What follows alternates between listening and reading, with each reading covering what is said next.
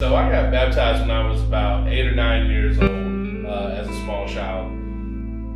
I felt like I knew what I was doing, and I don't want to talk down on that event because I feel like it was explained to me pretty well. I remember my preacher sitting me down and talking to me about what baptism was and what it meant.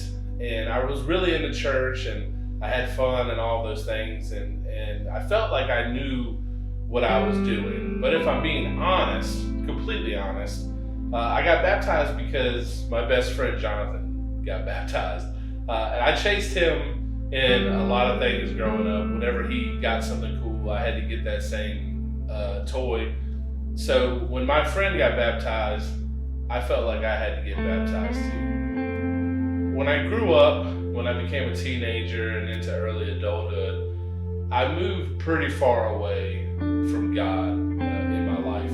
A few weeks ago, Bob gave a sermon about the sin problem, the problem of sin in our lives. And sin was something that I was really sunk into in my life.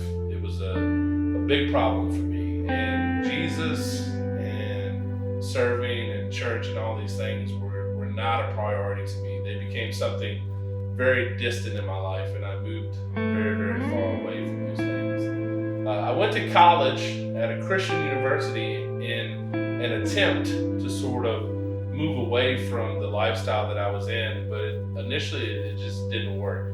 Sin will find you in whatever place that you're in. So while I was there, I was still sinking into these bad habits and things. During that time when I was 19, I got kicked out of my house, and I found myself in a weird place at that age where everyone around me in my friendship groups and peer groups was sort of living this carefree college lifestyle without any kind of worries or problems. And here I was, this 19-year-old kid who had to grow up really fast because, I didn't have a home to go to. I didn't have all these things, and I was saddled up with a lot of responsibilities that I wasn't prepared to handle. And all of that made me sort of very bitter and angry, and I moved even further away from God. Around that same time, my roommate at Liberty, he left our school to go to Johnson to become a preacher, and I literally remember thinking, why would you want to be a preacher? Why would you want to serve a God who's let all this stuff happen to me? Because for me, I felt like, that old thing where, I'm not killing people or doing nothing crazy like that. So, why are my issues, making me such a bad person, quote unquote. So I had moved really far away from God, just didn't care about any of those things. But I had a friend who didn't give up on me, and he consistently invited me to church and things. And one week they were having a spiritual emphasis week at school, and he invited me to go. There was a preacher speaking named David Nasser, and at the event that I decided to go to, David was speaking about his testimony and how he got kicked out of his house for different reasons. But everything he was saying was really resonating with me when he talked about how Jesus impacted and changed his life. And in that moment, I had this encounter with the Lord where I felt really inspired. Like, I want to change my life. I want to do something for Jesus. I want to live for Jesus. And I didn't really know how to process that or handle it. So I tried to do it on my own, out of my own power. I just decided that, hey, I'm going to cold turkey sort of quit all the things that I was into, all the bad habits that I had. I quit hanging out with certain friends who I felt like were contributing to that. And I just made all these decisions that I'm going to not do these bad things, and I'm going to try to do good things. I even changed my major to sort of chase after this. But it was all, again, in my power. I didn't really try to let Jesus, work through me. I said, well, I'm just going to decide to be good and I'll be good. Near the end of college, when I moved back to this area, my buddy worked at a local church in this area, and he asked me to help him with the youth ministry programs there because he and his wife had a pretty big children's ministry with like elementary school age children, and he wanted to focus more on that.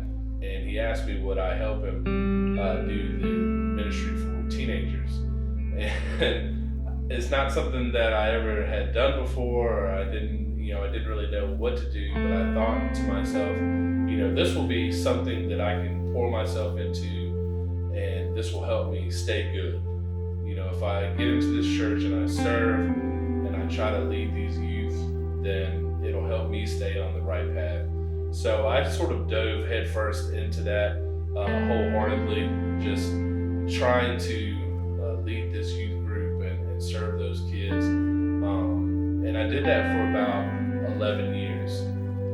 The problem that I had during that time was I had sort of a mixed up view of what Christianity was. I held a lot of judgment over the people that I was working with.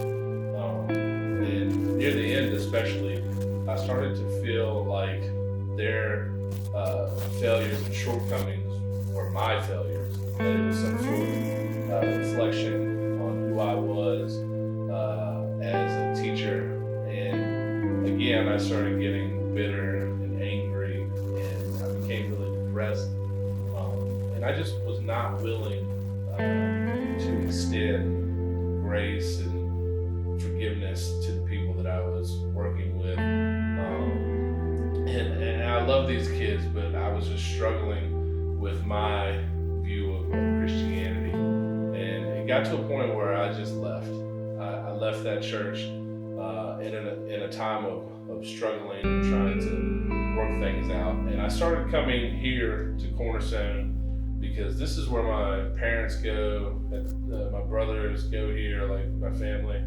So I know people here, and so I just came here, and it's really been a blessing these past few years. And I've learned a lot of things about church and faith and myself while being here.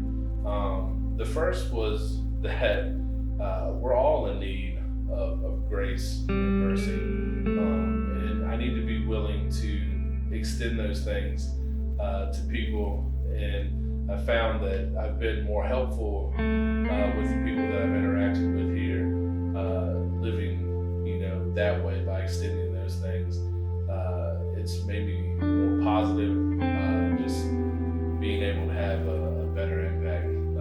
I also learned that Jesus isn't linking how much he loves me to how much work I'm doing in the church, so to speak. So God doesn't love me more if I preach, or if I lead the youth group, or if I post scripture every day on Facebook. And I'm not saying those are bad things. Those are good things. We need to serve and we need to spread the gospel. But my work as a human, as a person, isn't going to make God love me any more or less. And I've learned that. And finally, I sort of came head to head with baptism, because I've seen people get baptized here and tell their stories.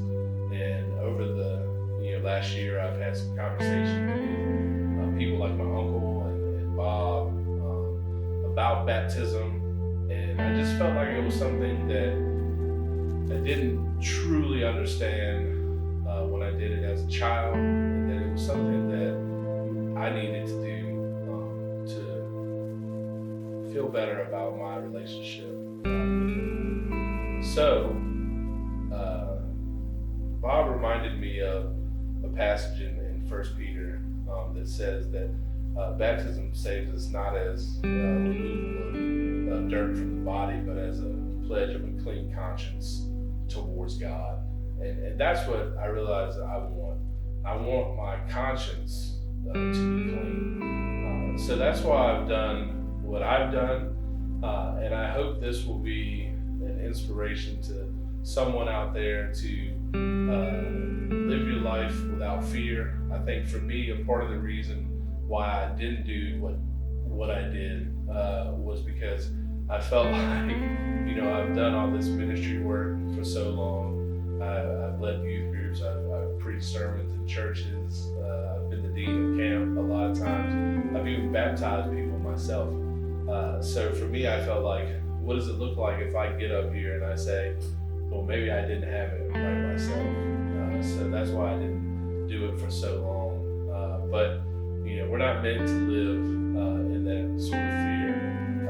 So that's why I've done what I've done, and I hope it'll inspire you if you're on the fence with your faith and how you want to take your relationship with Christ. If you need to make a move, I hope that you'll do that. My nephew and somebody who I love